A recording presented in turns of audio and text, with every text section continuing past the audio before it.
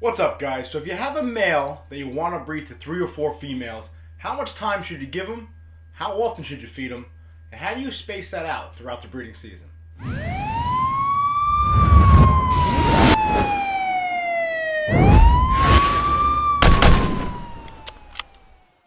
What's up, YouTube? It's Baker. Welcome back to Blue Line Morphs, guys. If you're new to the channel, please subscribe, hit that notification bell, give me a thumbs up. We are a new ball python breeding channel. We're completely and totally transparent, man, so definitely check us out. Definitely please subscribe.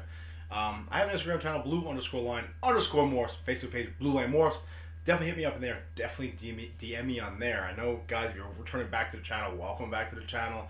I know that shameless plug I do in the beginning is probably really annoying, and I apologize. But realistically, guys, I have like 10, 15, 20 different messages I got to answer on Instagram just from people that like enjoy the channel and just want to bullshit about either police work or snakes or getting started or, you know, YouTube, whatever the case may be. So it really helps to grow my stuff and really helps everything else. So it's going to keep happening. It is what it is. All right. So what am I going to say?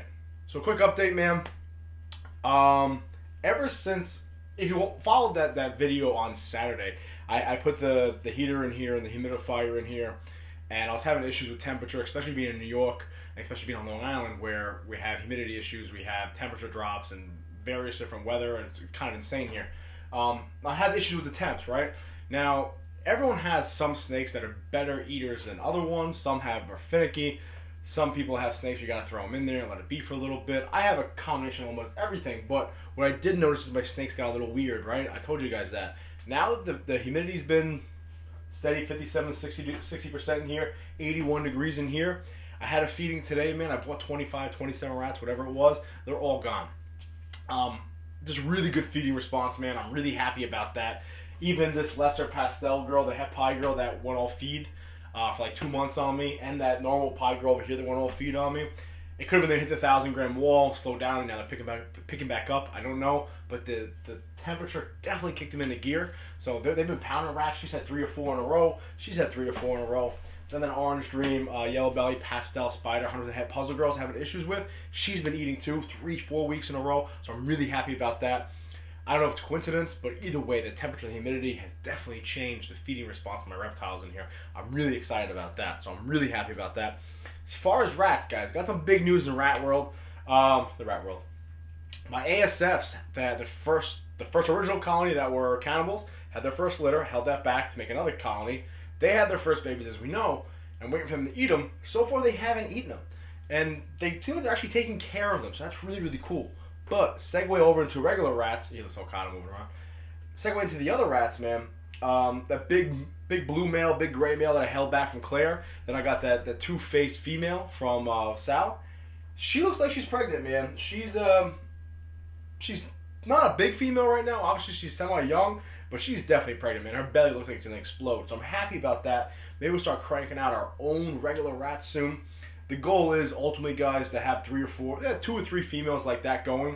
Because like I told you guys, I'm taking vacation in November. I'm going to be getting 5 snakes in soon, 4 or 5 snakes in. I'm gonna want to feed them midweek, right on Wednesday. So instead of kind of hoping I get a search warrant, hoping something happens at work, I do a double, or I get to the pet store, I'd like to be able to produce my own small pups, pinkies, and maybe crawlers here. That way I can feed my other snakes midweek. And then on the weekends, I can go pick up my mediums, my smalls, for the rest of the collection. As far as the incubator goes, I think we got it, guys. I think I figured it out. I'm going to create a fake egg box in there.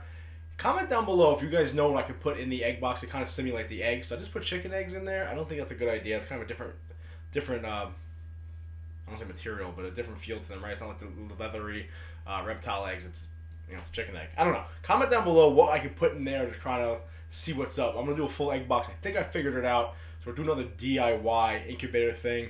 I think we're good. So we'll find that out. Anyway, let's get right into this video, guys. So today's video is essentially just going to be about, if you have a male that you want to breed to 3, 4, 5 different females, how long do you leave them in the tub for? How often do you feed the male and the female? How much time do you wait? What do you monitor? What do you look for? So in this video, I'm going to break down for you how I'm doing it, where I learned it from, and go from there, okay? So obviously, I just got done my first season. All I really had was this guy here, right? I had the banana pied male He's gorgeous. He's awesome, right? I like this guy a lot, man. Like I said, I was going to get rid of him because I got that big, crazy Aussie Pied Boy in there, but he's just a really cool example, man. Also, I think something's in there. So I gave I owed Claire one of my hatchlings, and I gave her another one. And she swears up and down there's something else in there. Take a look, guys, at this guy. Obviously, he was sold to me as banana pied. You see anything else in there? Maybe an Enchi or maybe a yellow belly. Not entirely sure. Doesn't really break up like yellow belly really does. Comment down below. What do you guys think? There's pictures of my Instagram channel of him. Think anything else is in him? I don't really... Get back in here. So, anyway. Last year, all I had was him, right? He was the only male I had good to go. I bred him to Big Mama. That's the only successful clutch I've had so far. I bred him to the White Diamond. Which, by the way, guys, when she bred, she was 1,700 grams. She laid in April. It dropped down to about 1,050. I think she's about 1,900 grams now, so she's good to go. But she's a super Russo. She's going to go to a clown male, make some Russo clowns. Anyway, only had the 2 females, right? Wasn't really hard for me to figure out how to pair them. Wasn't really difficult for me to be like, all right, I'm going to put the banana with this girl, wait another week after he's done, put her with this girl. Not hard. Not a hard rotation to do with only the 2 females. So this year, I kind of ran into a problem. If you've been following my channel, you know, because of social media, because of Instagram, because of YouTube, everyone's been hooking me up and being awesome to me and taking care of me, where I went from 2 breed-ready females to, I think, 12, 13, anywhere 10 to 14, depending, right? Like I said, you got this girl eating again. They might be ready to go in like another 2-3 months. I don't know. They're 1,200 grams, 1,300 grams. We'll see what happens. Anyway, now I have a male like this. I know you guys have seen him a million times. I'm going to show him again because he's awesome. Check him out. Right? This is the Coral Glow Black Pastel Trick Mojave male. How gorgeous is this snake, man? Anyway, he's sitting at about 1,200 grams, 1,170 grams. He's my stud, right? When it comes to my codom, you know, I got a lot of recessive projects in here. But as for my codom, or incomplete dominant, right? People get all fucking pissed off. As far as my codom projects go, he's my powerhouse right now, right? He's got 4 codoms. Coral Glow, Black Pastel Trick, and Mojave in there. And Trick's making that huge push, right? Because the whole Blitz Hurricane Trick thing. With that being said, I want to have him go to 3, 4, maybe 5 different females. So I'm sitting here one day, I'm trying to figure out how I'm going to do this. And honestly, I called Porta Pythons, and I called Mike from Porta Pythons, and Mike from Red Light Pythons. I had conversations with them, and they both kind of came up with the same type of what they do. So I'm going to try to pass that knowledge off to you. I'm going to tell you how I'm breaking it down. So this is what I do. I have my handy-dandy notebook, first and foremost. So the plan for that male, bare minimum, I want to breed him to that big spider girl you guys have seen. She's like 2,500 grams now. The Orange Dream Fire Girl, she's about almost 3,000 grams now. The big normal I got from Sal, she's about 2,600 grams. And the big pastel girl I got from Anthony, from Oak Reptilia, right? Check him out. I got those 4 girls, they're all 2,600 grams. So how am I going to do this? At first, I was just kind of throwing him in there sporadically, not really paying attention, not really having myself on a schedule. And you know, coming from law enforcement, I'm very used to that paramilitary. I like to do things this day, and do that. It's just easier for me to keep track of, especially if you've been hitting the head a lot and you forget things. So this is what I do, guys. And again, I stole this from Porta Pythons and Mike, Red Line Pythons. I straight up just stole it from them. They told me what to do, and I'm doing it. But I feel like I passed that knowledge off to you. So, I feed on Saturdays and Sundays. Okay, so let's take the week from Saturday. Now, let's just do it this week. I fed on Sunday, right? Now, he didn't eat, but let's say he ate the Coral Glow Black Trick Mojave male. He ate on Sunday. No, sorry, he ate on Saturday. I would let him hang out from Sunday and Monday. Monday night, I'm going to take him, okay? And I'm going to put him in with the Orange Dream Fire Girl. So he's in there Monday night, okay? He's going to have 3 days to get the job done, right? So you got Tuesday night, Wednesday night, and Thursday night. If I don't see a lock by Thursday night, he comes out no matter what, okay? Now, let's say I don't see a lock and he comes out Thursday night. He's done with that girl, that Orange Dream Fire Girl, goes back in his tub. He hangs out for Thursday, Friday, Saturday. I'm going to feed him again, okay? If he takes, awesome. If he doesn't take, okay, he didn't take. Again, let's say he ate. I'm going to give him 2 more days off, right? So now, let's follow me. The first week, I put him in Monday night.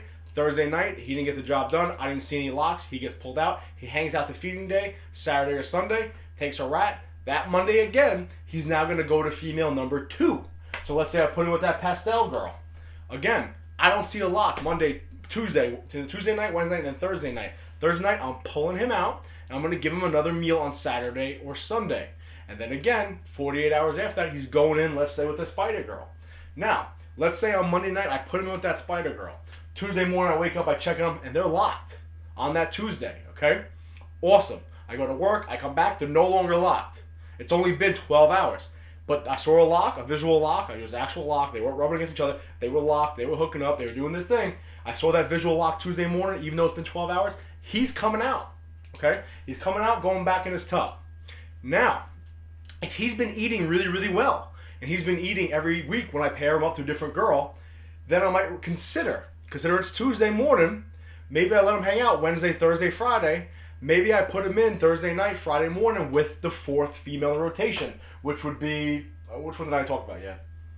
The normal or something. I put him in with the normal. Why?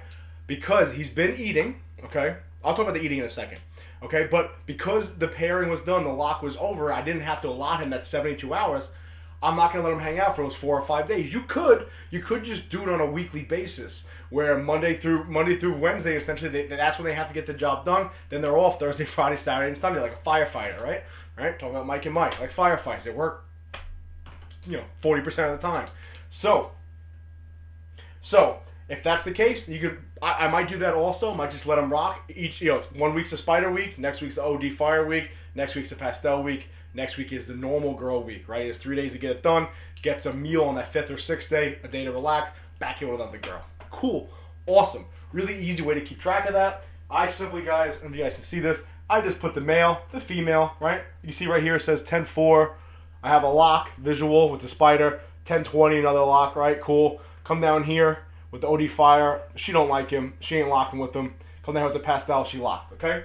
Now, one thing that I have been told, and I want to pass that on, is to watch your males with their eating.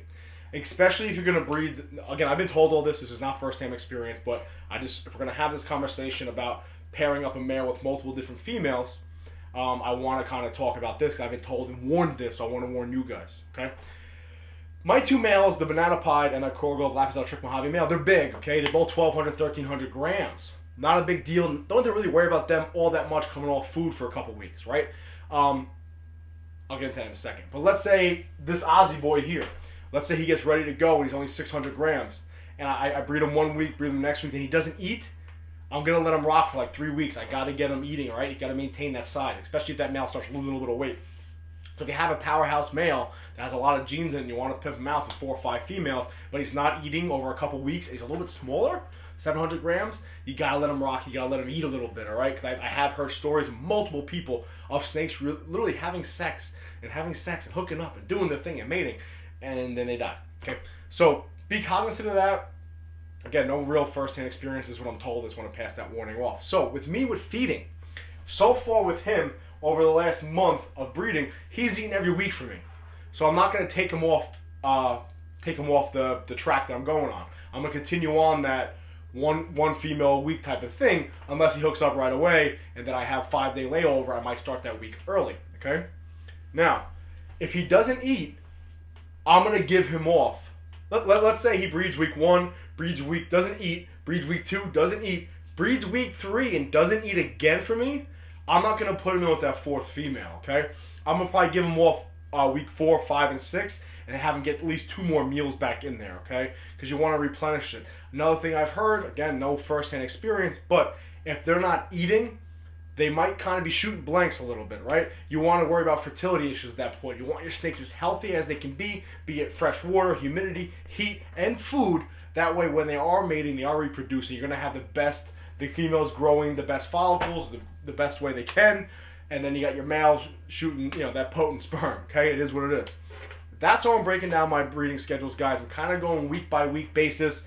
Spider week 1, pastel week 2, normal week 3, then the OD fire girl week 4.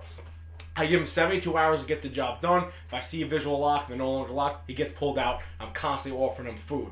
Comes off of food for 3 or 4 weeks. It's a problem to me. I'm going to give him off for 3 or 4 weeks, get them back on food. I'm always going to monitor their weight. So that's how I'm hooking my snakes up this season, especially when I'm going to take that one male to multiple different females. I hope this helps some of you guys. That's how I'm doing it. Calendar week. That's how I'm breaking it down. He's got 3 days to do his thing. And that's it. As always, guys, listen, I really appreciate this Okada's doing work in there. I know, honey. He'll be back out in the yard in a couple months. Such is life. Anyway, guys, listen, I greatly appreciate it, man. Be safe. Please remember, watch your sex.